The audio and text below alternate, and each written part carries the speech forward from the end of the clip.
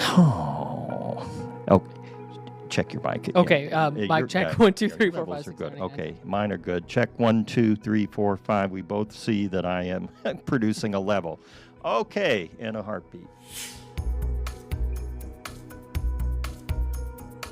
Welcome to Inside Look. I'm Jeff Lyons, joined by our multimedia journalist, Bryce West, here from 14 News. How you doing, Bryce? I'm doing great, Jeff. How are you? Pretty good. I've been wanting to do this for a long time, and you're a very hard guy to catch. You work on weekends, and then you're like out of here on some other story before I could snag you. So I've snagged you.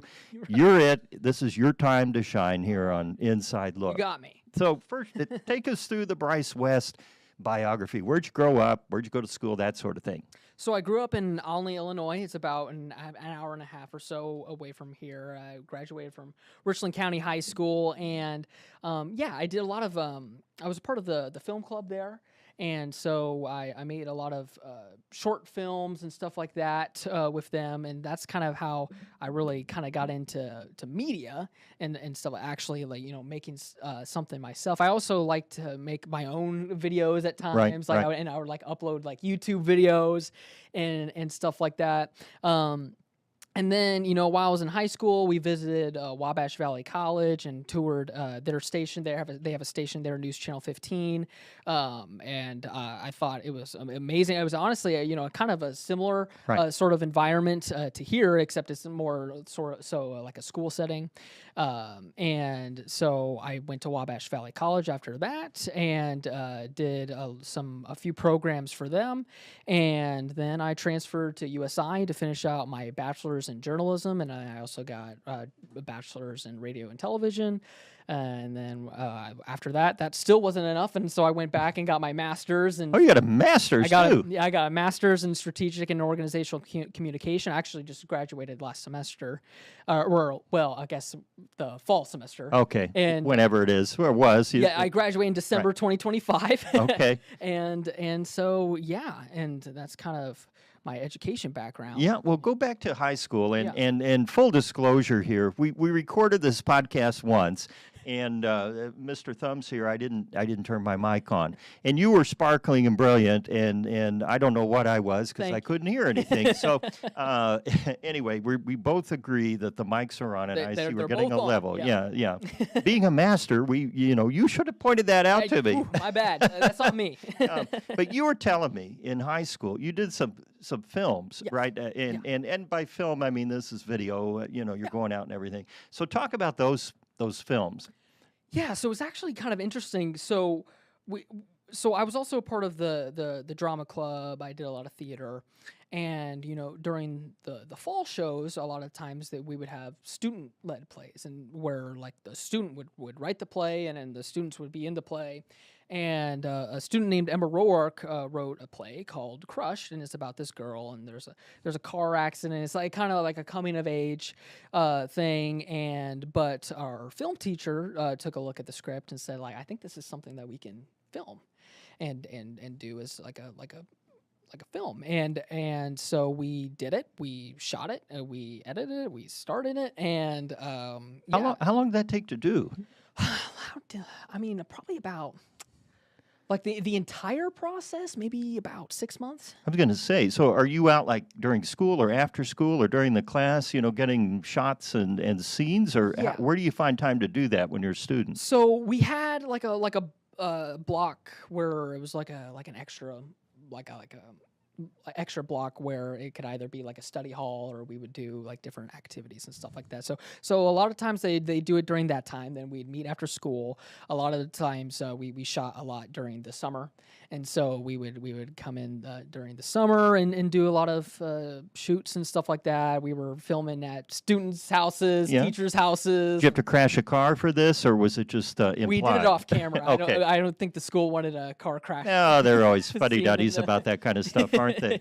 So you put this thing together, and so then what was the result?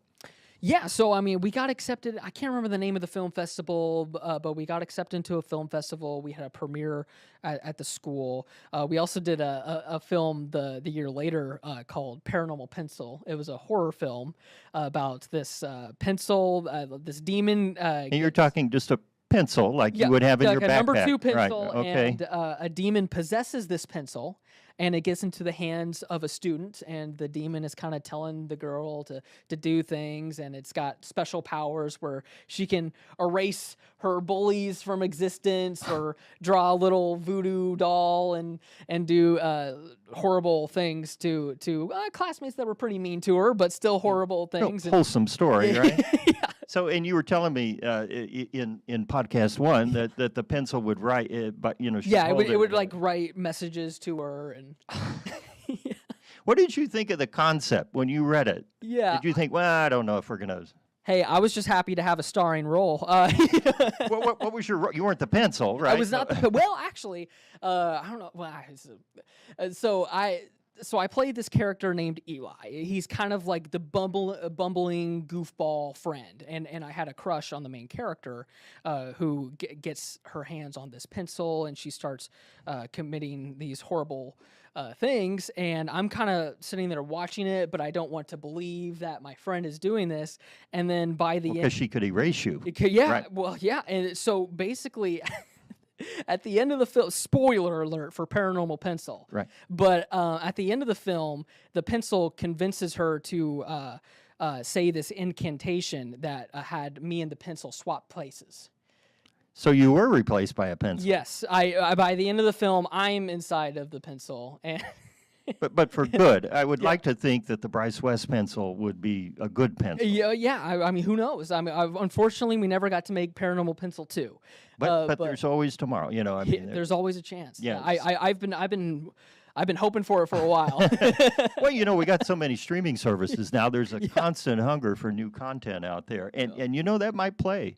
You just never know. You never know. Did you put it up like on YouTube or? Yeah, Facebook it's up on YouTube. You can watch it. And then that also got accepted into a film festival too. It was like a horror specific film festival.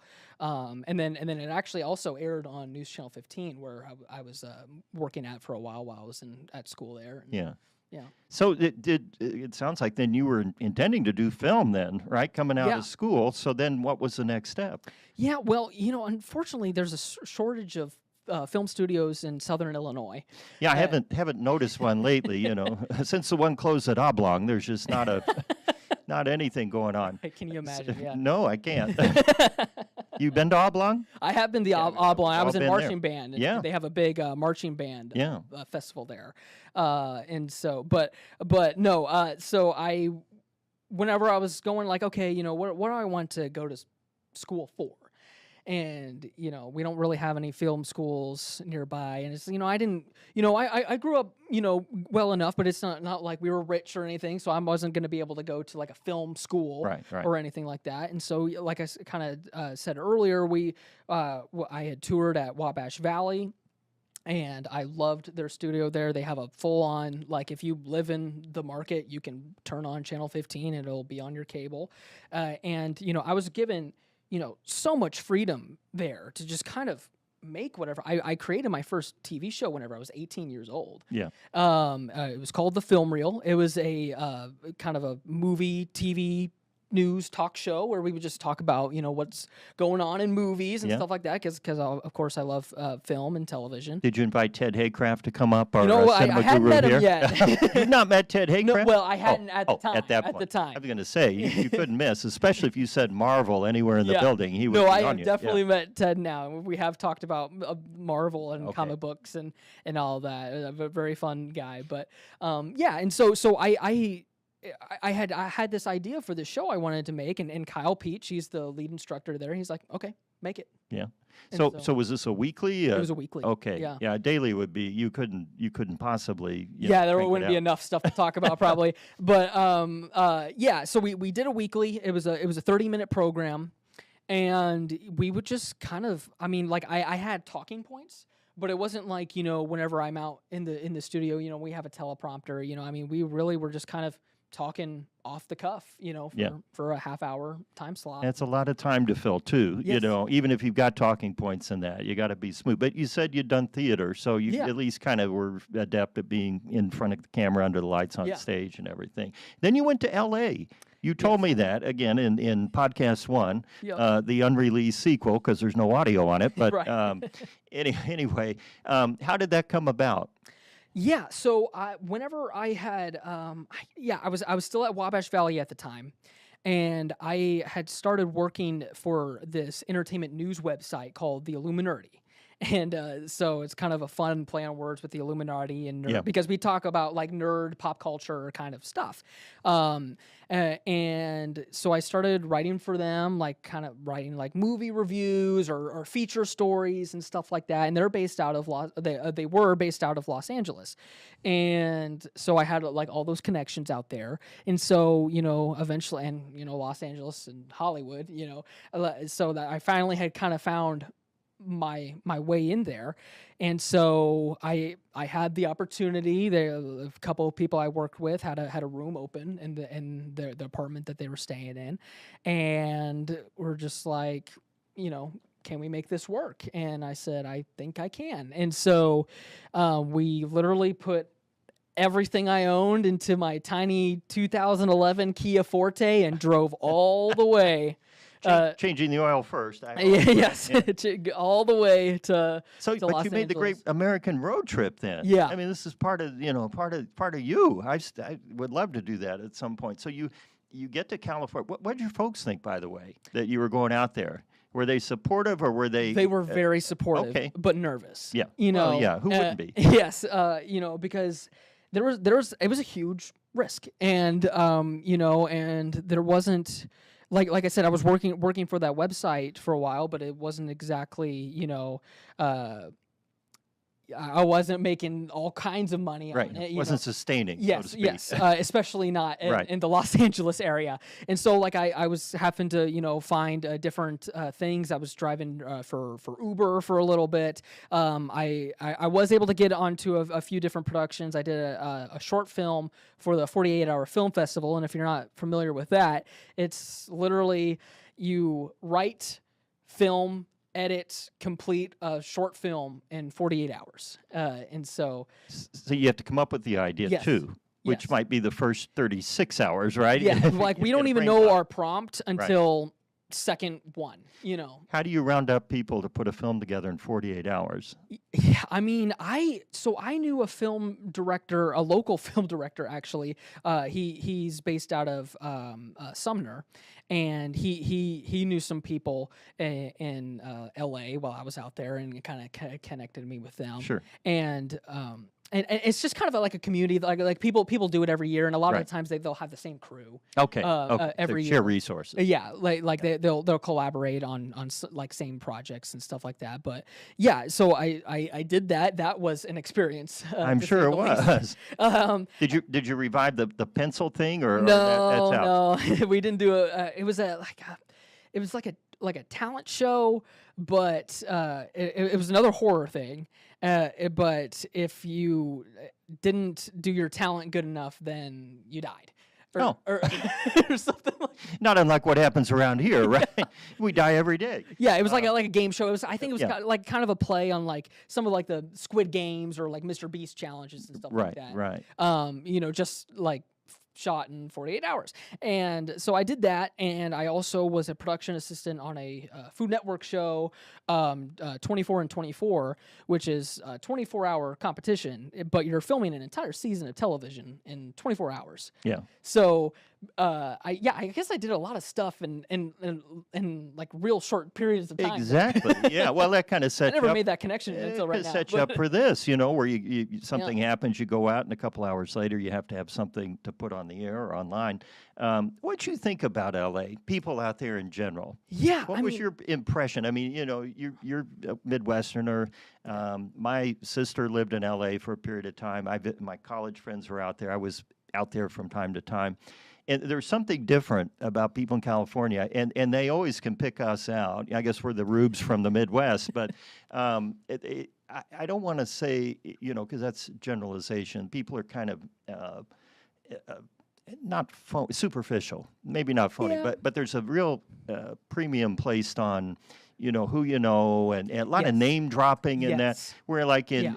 if you went to the store in Olney, you're not dropping names, right? Yes. Yeah, usually. So how did you I navigate dropped that? names in Los Angeles more than ever before.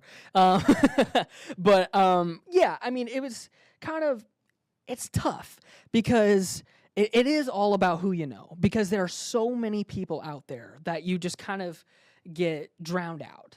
And so that was something that I really struggled with, because, there was thousands of people just like me, Right. trying to make it. And so that can make it, difficult. And so that was definitely, one of the reasons why I struggled so much there.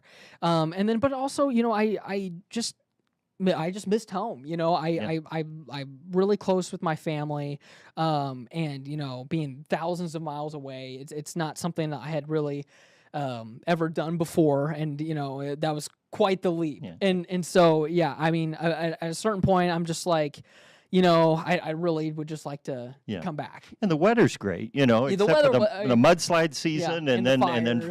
fire Yeah. season, right? Which you I was there for those wildfires, Yeah. early in early 2025. It And was- that was like right before I left too. I had already made the decision to leave, but that certainly was like, yeah, I think I'm making the right choice here. Uh-huh. Because Usually whenever when you there go are outside, flames on the horizon. yeah, whenever you go go the other way. outside and your car's covered in ash, and like, it was that was not a fun month. So you landed here at 14 News, Yes. and they stuck you right out. You're covering, breaking news and stories and things like that. What was the shift for you, from kind of artsy fartsy filmy kind of stuff to, this has to be, the city council meeting or whatever it was. Yeah, it was an adjustment. Because I had kind of had, like I had experience in this area, in this area, in this area, but I hadn't really, for this specific job, I hadn't really quite combined them all together To yet. tell a very concise story. Yeah, because like I had the TV experience at News Channel 15, but again, that was more like a talk show, and I had worked at The Shield, the school paper at USI, for a couple years, and so I did hard news with that, but that's only written. There's no TV aspect there, and so I hadn't, I had everything there. It's just, I hadn't quite, put it all together yet, and Right. so it was definitely, coming into this, I definitely felt sort of the pressure to really prove myself, not only to my coworkers, but to myself, because they had, had all this experience, in school, doing like specific, TV news stuff, and that's not quite something that I had touched on as much. And so I did major in journalism, but like I said, while I was at USI, it was mostly just newspaper writing. And so, but yeah, I mean, it was definitely, an adjustment, but I think, I got out there real quick. I believe my first story was within my first week here. And yeah, I think, it definitely gave me so much room to kind of figure out who I want to be as a journalist, like what my style is, because I didn't really come into with this like preconceived, this is the exact way that things need to be. Well, you got to be you. I mean, that's I think that kind of honestly helped me out a little bit is because, I really got to kind of figure that out for myself, so how do I think, and obviously there is a right way to, to do certain things. But yeah, it almost gave me like a sort of sense of freedom to really, figure things out. Yeah, and you work weekends at the Yes. moment, and then of course during the week some. So you have to come up with stuff, your Yeah. stories, right? You Yeah. can't just come in and say, "Where am I going today?" Because they're like, "Well, no, you tell us." What kind of story do you like to do? Like, if you could pick, and we're going to throw paranormal pencils out. Although, if we had a paranormal pencil, That'd be a big story. you could package that. It'd be it could go like great guns. But Yeah. what kind of story do you like to do if you could choose? I love, whenever somebody, somebody runs into me, out and about or whatever, somebody who watches the station, a lot of times they ask me, what's your favorite part of doing this job? And, I always tell them, just getting out and doing something that I wouldn't normally do. Yeah. And just in my regular day-to-day life. And those are really the stories that I love to do. Like just like interesting things like that, I would have never have been able to have done if I didn't have this job. Like going on a U.S. naval ship. We have the LST 325 down on Riverside, and so that was a really cool experience. I've gone to the Wartime Museum quite a few times, and learned so much stuff there, and just learning about and Evansville has such a rich history too. I mean, especially within the World War II effort and stuff like that. Just learning about just where I'm at and being able to talk with so many people, meet so many fresh faces, and that's it's funny too because and I grew up here and had been to Owensboro maybe once, as a kid. I mean, there was no reason to go to Owensboro. We had a distant family there, and we would go occasionally, but typically they would come here. And when I started working here, they're like, okay, today, you're going to New Haven, Illinois, which is over in White County. It's right over the bridge there, and I've never been to New Haven, or driven past it maybe. Do you like that part of it, discovering, all this stuff that's around that you didn't really know about? Yeah, a lot of the times I'll hear, like, oh, I have to drive, this far or whatever. I actually like doing that. Like I liked going to like all the different places and stuff like that, even if it's a long drive, put on an audiobook or podcast or something like that. But I like going to like all the different I feel like I'm probably in Owensboro every week. Yeah. And like I had never been to Owensboro before. And so like I love being able to kind of explore the tri-state. Yeah. Go to all those different spots. Yeah, it's a lot of fun too, and of course and I'm sure now you've been doing this 9-10 months or so. People must know you. Were you expecting that, or how did that make you feel then? I was expecting it, but it's a matter of whenever it happens for the first time, it's still kind of a whoa. Because I know that Evansville is a pretty sizable market, and so I knew that it was going to happen at some point, but it definitely was kind of a little bit of a culture shock. Whenever it happened for the first time, because it's a weird interaction, because they know you, but you don't know them. And so, but I always love running into people who watch the station, who watch me. They always have very, very kind things to say, and I appreciate everybody who walks up and says hi, and it's really fun. Like I said, I just love being able to talk with new people. And where do you see it going? You've done so much already. You've already lived 2 lives basically. So, do you do a film about television? Do you do a TV show about film? What would be the next step for you? We've already racked up quite a few stories that I think would make for really good episodes of like a TV show or something like that about TV broadcasting. But you never know. I right now I really love where I'm at. I'd like to stay here for as long as I can. I love working at 14. But I still would love to do something creative, whether it be writing a movie or a TV show or a book or something like that. That would still be something really cool to do down the line. But right now, I'm really happy. And I'm not just saying that because I'm on your show. Okay. I really do love working here at 14 News. I wouldn't rather. It's a special place. I mean, and for many, more so in recent years, it's the first stop. It's the first job that you have. And, that's a special time for everybody. You're learning so much. You were talking earlier about doing kind of a coming-of-age film, and this is kind of a coming-of-age, station where you're figuring stuff out, both, on the air and then in your life. And it's exciting. And, I'm the old guy, so I sit there and I see people come and go. And it's exciting to watch them grow, as you have. and then learn a little bit about them, because I mean, I would have known, any of this about you had it not been for the podcast here. So I'm so glad you shared it with us. And you say the paranormal pencil is on YouTube. Can I search that term? Or Yes, do I have to look?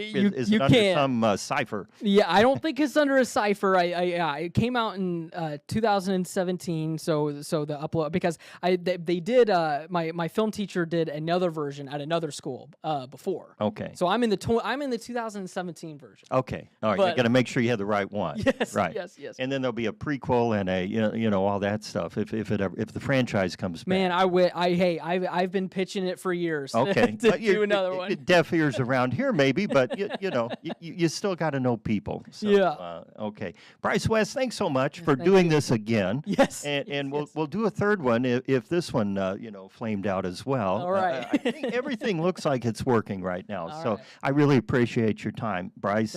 Thanks So much for being on Inside Look. If you'd like to listen to all the Inside Look podcasts, you can do that wherever you get your podcast, or you can watch on the 14 News YouTube channel. Be sure to check out our companion podcast, What's the Trend, with Aaron Weeks and Casey Mason. And I think you need to pitch your ideas to them. They're hip and cool and young. I mean, I'm the fuddy-duddy. This is, the old show here. Go on that show. You'll light up the room. I'm giving you my, endorsement, whatever that's worth. And we'll get you on all of our podcasts here, all right? With Bryce West, I'm Jeff Lyons. Thanks for joining.